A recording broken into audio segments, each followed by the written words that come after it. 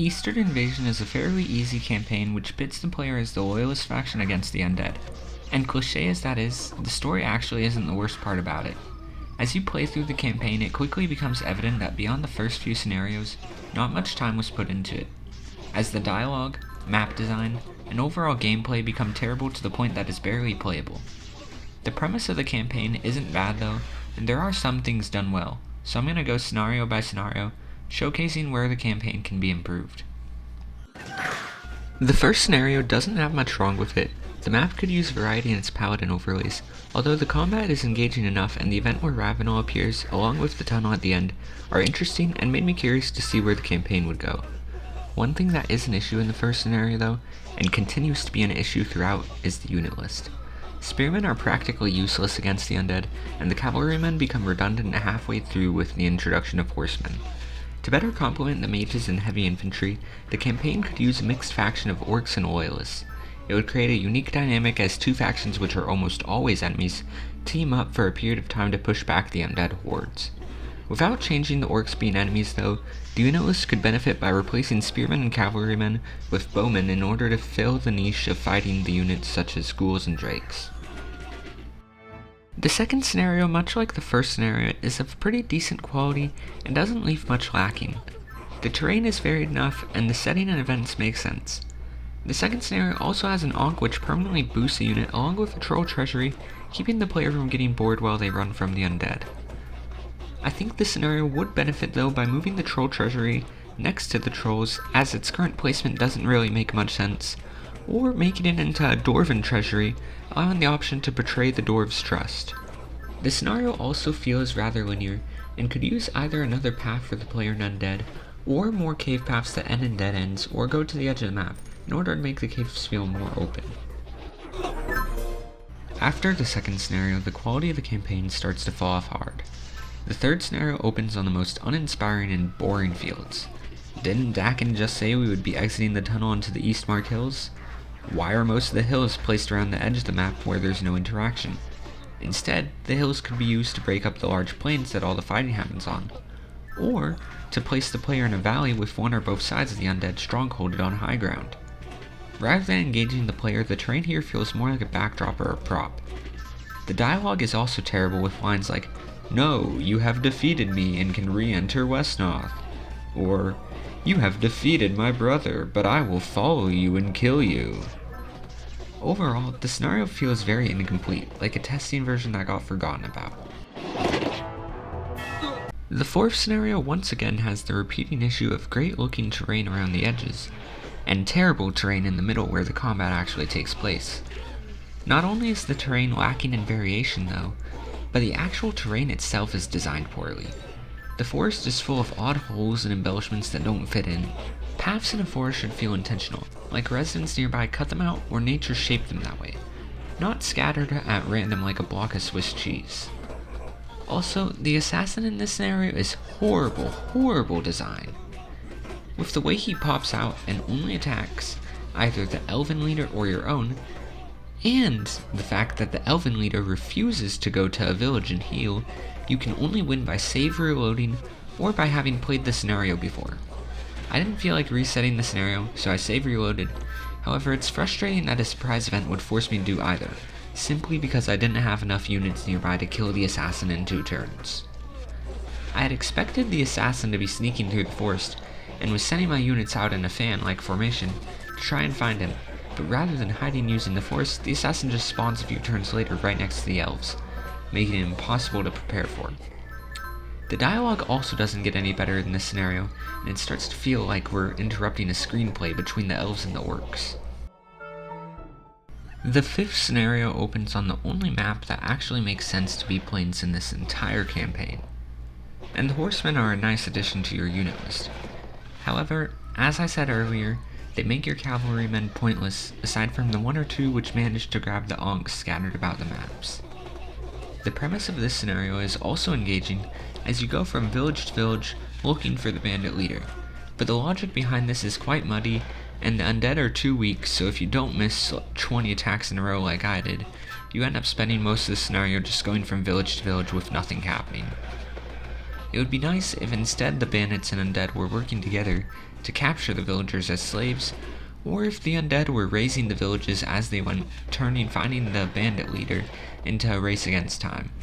Currently, the undead in this scenario feel more like a reminder that the campaign is supposed to be about fighting undead, rather than actually being an enemy.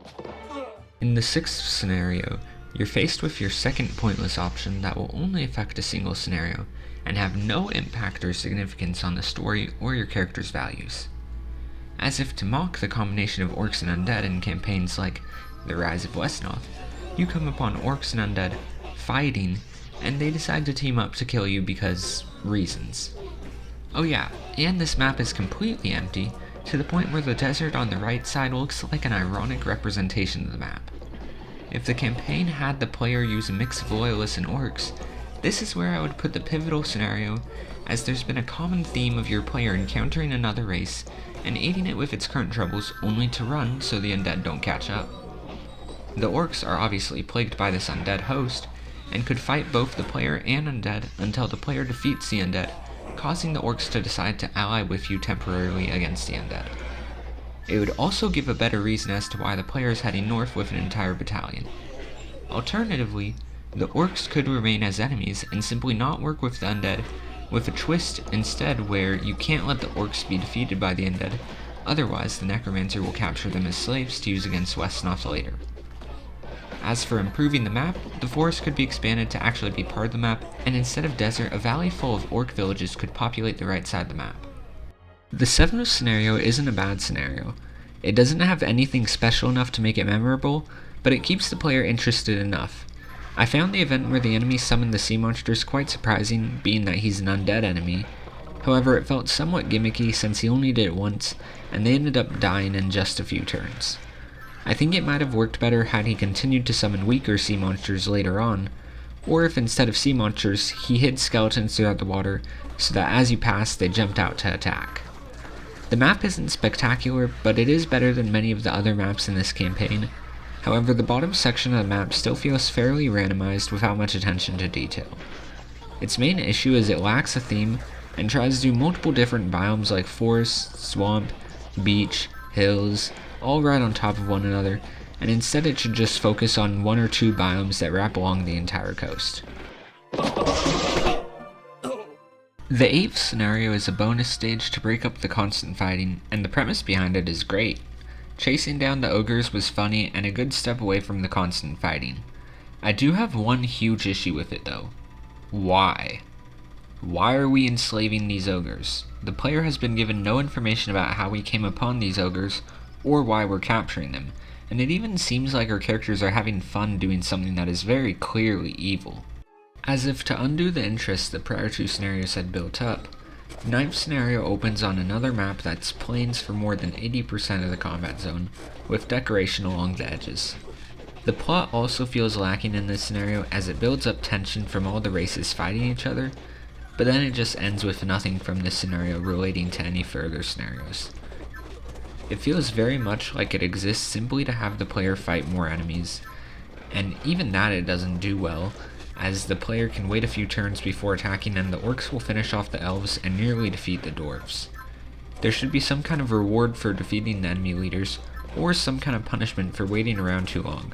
Otherwise, the player is encouraged not to play.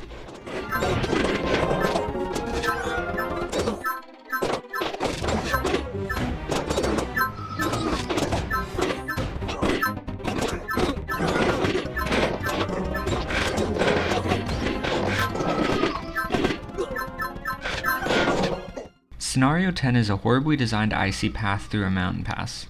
The non-mountainous land the player can take is very linear and just directly connects keeps with no alternative paths and no major branches or loops in paths. This is worsened by the terrible victory condition designed for this stage, as you have to defeat both enemy leaders and then go to the final keep. Going to the final keep first, as I did, gives you 100 gold and tells you to beat the enemy leaders. And once you do beat them, Dakin then has to go to the keep, so if you didn't have him near there anymore, because the goal had changed, then depending on the turns you have left, you might have to restart to move one unit in the opposite direction. The actual looks of this map are also very bland as per usual, but there isn't anything that significantly stands out from any previous maps. The 11th scenario is a pretty unique scenario, and it has many attractive qualities like the disguises to sneak in, the Ankh and treasure to create extra goals of what to go after, and the satisfaction as your prisoners pour out. Although it also has many areas that could be improved, like the tunnel leading around the prisons, which is super bland. There's one guard and some bats in that entire tunnel, and nothing even happens when you kill that guard, neither story-wise or gameplay-wise. The jailbreak part of the scenario also has some hiccups. The cells were mostly one type of unit per, and had more units than I think were on my recall list, which makes it an easy XP farm, giving the player a ton of high level units all at once. The orcs are also quite useless in this scenario, as the reinforcements didn't arrive in time to do anything, and they didn't even try to stop me from freeing all of the prisoners.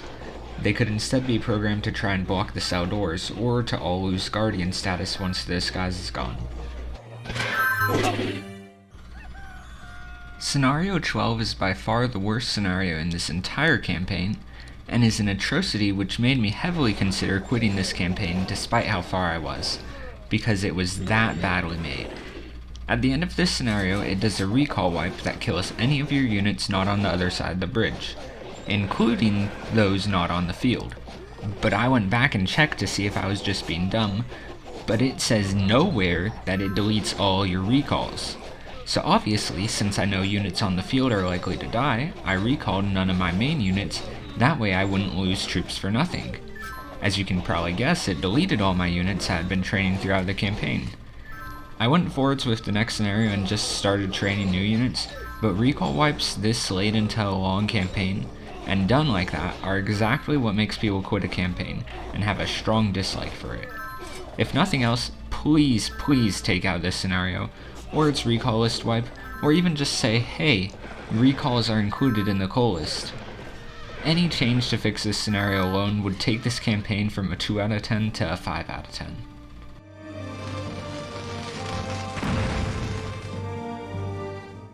Scenario 13 revolves around an ambush mechanic where the enemy units hide in swamps until you get close enough. However, because they don't move until you discover them, they're easy to kill every turn for a quick XP farm. It also doesn't help that they're all such high level units. If instead they were walking corpses or level 1 undead, they would be much more annoying to deal with. The enemy leader also was right next to my keep, meaning I discovered them right away and didn't go beyond even a corner of the map. If the scenario is intended to be this quick, there doesn't need to be such a large map for it. The story of the scenario also makes no sense. Dakin discovers we need this stone from a specific dragon, and 5 minutes later we magically stumble into said dragon. There's also no explanation on what the null stone is. I can assume based on what Dakin says that it probably nullifies magic, but what it does and how they plan to use it seems like an important deal to share with the player. If it does nullify magic though, why could my magic still hurt the dragon? Dakin even says he can feel that the dragon won't be affected by his arcane attacks. Aside from not being immune to magic, there's not even a limiter placed on the magic throughout the scenario. Scenario 14 is a rather boring and easy scenario, where you just run straight for the capital. The enemy was way too weak to do anything, and because he didn't have any starting troops nor enough gold to hire strong units right away, he got bulldozed by my first few units. The map is also once again boring plains with nothing in them, and all in all, the scenario doesn't serve much purpose and could probably just be replaced with a 2 to 3 sentence story part without changing anything. Scenario 15 somewhat serves as the last major battle of the campaign, due in part to the boss battle being super lame. But in Scenario 15 it can get somewhat boring, especially because at this point you can just throw your troops away except for a few elite units, so you can rush into the enemy lines without much of a plan.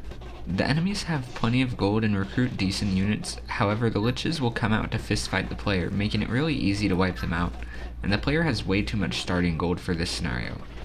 If we're under siege by the undead army, we should have limited supplies so the player actually feels like they can't defend forever. Or, when killing the liches, more undead should show up. Cause otherwise, despite what Gwedry says, it would be very easy to survive this scenario over and over again. I also think the map lacks an atmosphere and once again feels scattered, like terrain was placed randomly. Nothing about the design of the map gives me the impression of a city or a fortress, and even though it takes place at night, the scenario doesn't add any sense of danger or evil. It could even do something as simple as adding fog or making the time of day darker to give a sense of evil approaching. The final scenario and boss battle was hugely disappointing. The campaign hadn't raised my expectations very much, but I expected the boss battle to at least have something fun or special about it. But nope, it lasted a total of 4 turns and Ravenel just got instantly obliterated despite my units not even being that strong. For a boss battle, especially at the end, they should leave some kind of impression by either being an extra strong unit or having some interesting mechanic to their stage. I was hoping at the least, since the main characters were worried Ravenel would set a trap, that dozens of undead would pour out on me from the sides, or Ravenel would have a second phase, or something interesting would happen. The map is also as lame as the fight and looks very terribly put together to the point where it's hard to tell what it's even supposed to be. Some kind of underground road maybe? The only cool thing about this fight was Ravenel's death animation. Thank you for watching, and if you noticed any major issues with the campaign that I missed, let me know in the comments. I dug into this campaign pretty hard, but that's because I want the quality of Westnoth campaigns to improve, and this one is really far behind in terms of quality. Hopefully EI sees a revamp in the next update, however even if it doesn't, many of the things I mentioned in this video are issues in other campaigns or things done well in other campaigns. So if you're making a UMC campaign, take the time to make sure your maps are fun to play on, and really flesh out your campaign. A well thought out game will always be better than multiple quickly made campaigns.